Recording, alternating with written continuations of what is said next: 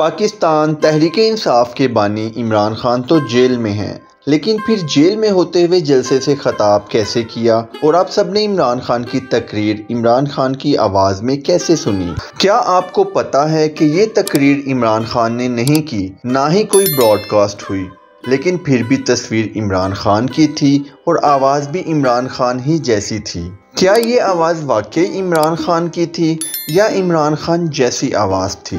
दरअसल artificial intelligence की मदद से इमरान खान का वॉइस क्लोन तैयार किया गया था। वॉइस क्लोन होता क्या है और इमरान खान का वॉइस क्लोन तैयार करने में कौन सी टेक्निक का इस्तेमाल किया गया? पीटीआई ज़राए के मुताबिक इमरान खान ने जेल से एक तकरीर लिखकर वकला को दी, जिसको आर्टिफिशियल टेक्नोलॉजी के एक सॉफ्टवेयर की मदद से पुरानी तकारीर के साथ एक वॉइस क्लोन तैयार किया गया। बहुत से सॉफ्टवेयर और कंपनियां अपने यूजर्स को ये मौका फराहम करती हैं कि वो रिक्वायर्ड डाटा देकर अपनी आवाज़ का वॉइस क्लोन बनाकर अपनी कॉन्फ्रेंसेस, लेक्चरर्स और स्पीचेस कर सकते हैं। इस तरह टाइम का बचाव मुमकिन है। ये सॉफ्टवेयर चंद लम्हात में वॉइस क्लोन तैयार कर देता है। इस तरह कुछ लोगों ने बहुत मशहूर लोगों के क्लोन तैयार करवा कर वो सब कुछ उनसे कहलवा दिया जो उन लोगों ने कभी कहा ही नहीं। इमरान खान ने पाकिस्तान में इसकी रीत तो डाल दी है, मगर क्या इस टेक्नोलॉजी के कोई नुकसानात भी हैं?